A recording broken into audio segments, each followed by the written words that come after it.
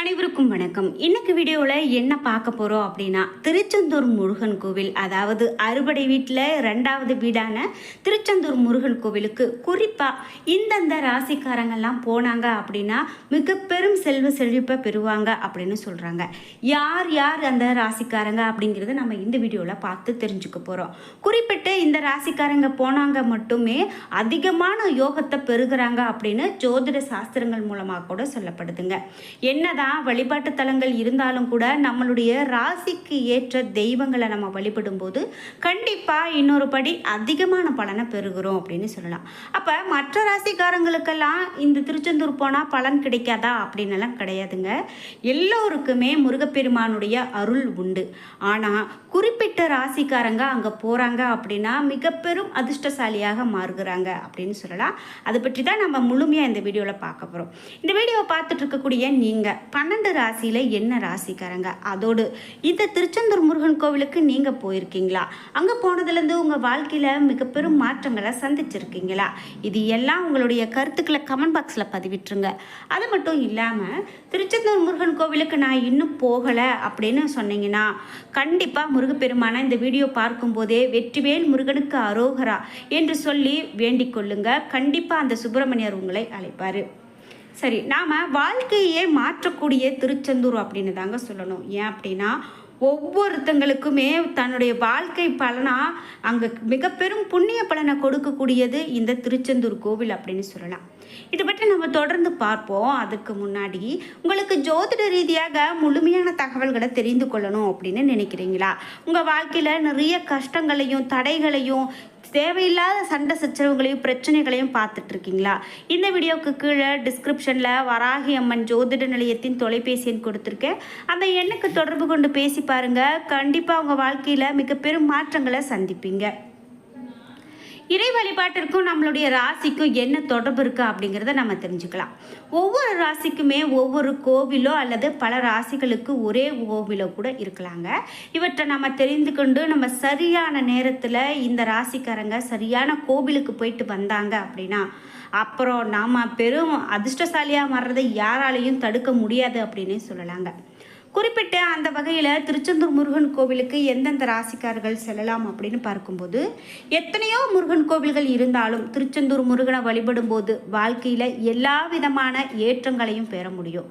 ஏன் அப்படின்னா கோவில்கள் இருக்கக்கூடிய இடத்துல முருகனே இங்கு, அதாவது கோவிலில் முருகனே குருவாக அமர்ந்து அருள்வாளிக்கிறாரு அப்படின்னு சொல்லலாம். நவகிரகங்களில் குரு பகவான் மட்டுமே சுபகிரகமாக இருக்காரு. சூரபத்மனை வதம் செய்ய முருகனுக்கு தேவர்களுடைய குருவான குரு பகவான் தான் பல்வேறு யுக்திகளை சொல்றாரு. எனவே அவருக்கு பெருமை சேர்க்கும் விதமாக முருகனுக்கு நிகரான அனைத்து மரியாதைகளும் குரு பகவானுக்கும் இங்கு உண்டு அப்படின்னு சொல்லலாம்.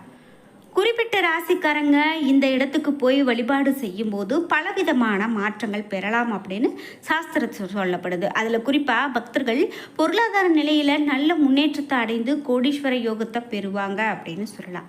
முக்கியமாக மிதுனம், கடகம், துலாம், விருச்சகம், கும்பம், மீனம் இந்த 6 ராசிக்காரங்க திருச்செந்தூர் முருகனை வழிபட்டு வந்தாங்க அப்படின்னா அவர்களுடைய வாழ்க்கையில் அவர்களே நினைத்து பார்க்க முடியாத அளவுக்கு ஒரு மிக பெரும் மாற்றத்தை சந்திப்பாங்களாம்.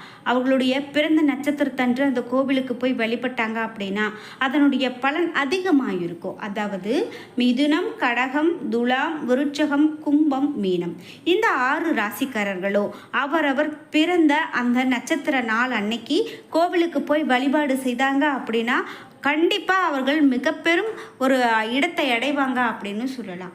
அதிலும் தனுசு ராசிக்காரர்களுடைய ஆதிக்க தெய்வம் குரு என்கிறதால இவர்களும் திருச்செந்தூர் போகலாம். அதற்காக மற்ற ராசிக்காரங்கள்லாம் திருச்செந்தூருக்கு போகக்கூடாதா, அப்படி இத்தனை நாளாக நாங்கள்லாம் போயிட்டு வந்திருக்கவே மற்ற ராசிக்காரங்கள் இந்த மாதிரியாக சொல்லலையே அப்படின்லாம் நீங்கள் கேள்விப்படலாம். அதாவது குறிப்பிட்ட ராசிக்காரங்க சென்றால் நல்லதொரு பலனை பெற முடியும் அப்படின்னு தான் சொல்கிறாங்க. அதுக்காக இவங்களுக்கு பலன் கிடைக்காது அப்படின்னலாம் சொல்ல வரல. திருச்செந்தூர் முருகன் கோவில் அறுபடை வீடுகளில் 2ஆம் படை வீடு, இது எல்லோருக்கும் தெரிந்தது தான். குறிப்பாக நம்மளுடைய முன்னோர்கள் சாபமாக எது இருக்குமோ அப்படின்னு உங்களுக்கு ஒரு நேரத்தில் சந்தேகம் வரும். அதாவது நீங்கள் ஒரு திருமண வரன் பார்த்துட்ருக்கீங்க, அந்த திருமண வரன் தள்ளி தள்ளி போகுது, கை கூடி வர மாட்டேங்குது. அதே போல் உங்கள் வீட்டில் திடீர்னு யாராவது ஒரு விபத்து மூலியமாக மாட்டிக்கிட்டாங்க, ஏதாவது ஒரு பிரச்சனை தீராத அவர்களுக்கு ஒரு நோய் வந்துருச்சு, ஏதாவது ஒரு கஷ்டம் அந்த மாதிரி நிலையிலேயே இருக்கிறாங்க அப்படின்னாலும், அதே போல் உங்களுக்கு தொடர்ந்து உங்கள் குடும்பத்தில் 2-3 பேருக்கு குழந்தை பாக்கியம் இல்லாமல் இருந்துகிட்டே இருக்குது, அதே போல் பெண்கள் கணவனை விட்டு பிரிந்து வந்து வீட்டில் இருக்கிறது அப்படின்னு ஒரு சில செயல்கள் உங்களுக்கு தொடர்ந்து இருந்துக்கிட்டே இருக்குது அப்படின்னா, கண்டிப்பாக நாம் முன்னோர்கள் செய்த ஒரு பாவமோ, நாம் தெரிந்தோ தெரியாமலோ செய்த பாவமோ சாபமோ எதாக வேணால் இருக்கலாம். அப்படிலாம் இருக்குது அப்படின்னா கண்டிப்பாக நீங்கள் திருச்செந்தூர் போயிட்டு வாங்க. நிச்சயமாக உங்கள் வாழ்க்கையில் நல்ல ஒரு மாற்றத்தை பெற முடியும். குன்றிருக்கும் இடமெல்லாம் குமரன் இருப்பான் என்பதற்கு ஏற்ப அறுபடை வீடுகளான திருப்பரங்குன்றம், திருச்செந்தூர், பழனி, சுவாமிமலை, பழமுதிர்ச்சோலை ஆகியவற்றில் 5 கோவில்கள் மலையின் மேலே அமைந்திருக்கக்கூடிய கோவில். இந்த திருச்செந்தூர் ஆலயம் சூரபத்மாவை அழித்ததால் ஏற்பட்டது அப்படின்னு சொல்கிறாங்க. இங்கே இருக்கக்கூடிய முருகன் உணவாக சர்க்கரை பொங்கல், கற்கண்டு, தினை மாவு, வடை, அப்பம், பருப்பு கஞ்சி, தோசை, தேன், அதிரசம், சுயன் ஆகியவை அவருக்கு படைக்கிறாங்க. பால் மற்றும் சுக்கு, வெந்நீர் வைத்து இரவு நேரத்தில் பூஜை செய்து வணங்குறாங்க. இந்த மாதிரியெல்லாம் முருகப்பெருமான வழிபாடு செய்து வர்றாங்க அப்படின்னு சொல்லலாம்.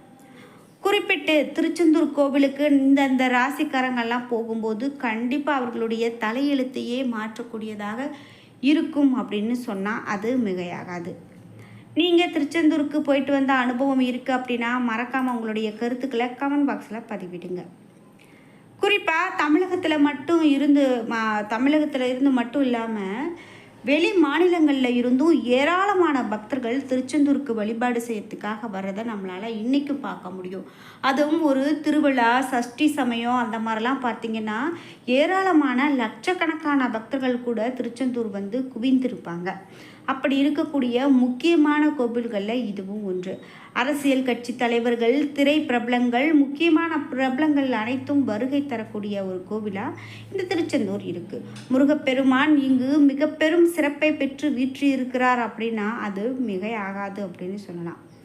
குறிப்பிட்டு முருகப்பெருமானை நாம் இங்கே வழிபாடு செய்யும்போது நம்ம வாழ்க்கையில் தெரிந்தோ தெரியாமலோ செய்த பாவங்களை கூட விரட்டிவிட முடியும் அப்படின்னு சொல்கிறாங்க.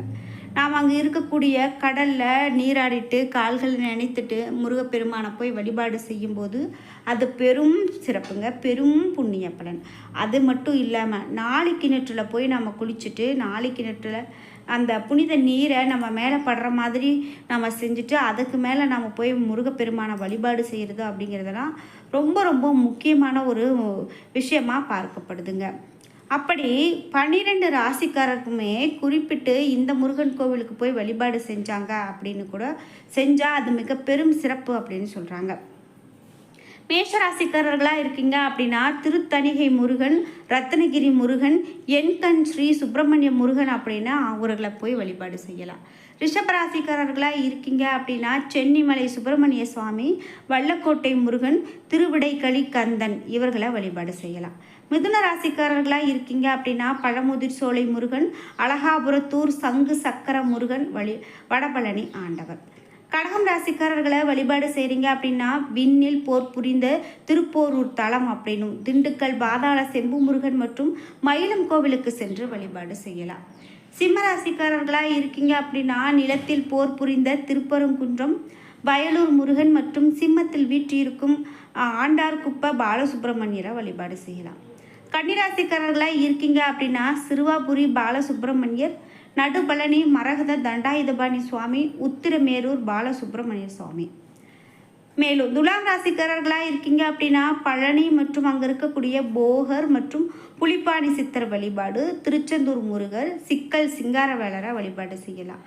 விருச்சிக ராசிக்காரர்களாக இருக்கீங்க அப்படின்னா சென்னை கந்தக்கோட்டம், கோபிச்செட்டிப்பாளையம், பச்சைமலை சுப்பிரமணியர், எட்டுக்குடியில் இருக்கக்கூடிய முருகன், வான்மீக சித்தர் மற்றும் இந்திரனின் யானை வாகனம் உள்ள முருகனை தரிசிப்பது மிகவும் நன்று. தனுசு ராசிக்காரர்களாக இருக்கீங்க அப்படின்னா சுவாமிமலை முருகன், குன்றத்தூர் முருகன், திருவையாறு, தனுசு சுப்பிரமணியர். மகரம் ராசிக்காரர்களாக இருக்கீங்க அப்படின்னா குமரன் குன்றம், எழுஞ்சூர், நல்லினகேஸ்வரர் கோவில், மேலும் மருதமலை முருகன், வேலூர்குறிச்சி பழனியப்பன். கும்பராசிக்காரர்களாக இருக்கீங்க அப்படின்னா கந்தாசிரம கோவில், திருச்செங்கோட் முருகன், வைத்தீஸ்வரர் கோவில், முத்துக்குமரர், திருநள்ளாற்றில் மாம்பழத்தோடு காட்சி தரக்கூடிய முருகன். மீனம் ராசிக்காரர்களாக இருக்கீங்க அப்படின்னா திருச்செந்தூர் சுப்பிரமணிய சுவாமி அதாவது சுவாமிமலை, வைத்தீஸ்வரன் கோவில், தன்வந்திரி, மருதமலை, பாம்பாட்டி சித்தர் இவர்களெல்லாம் வழிபாடு செய்யலாம்.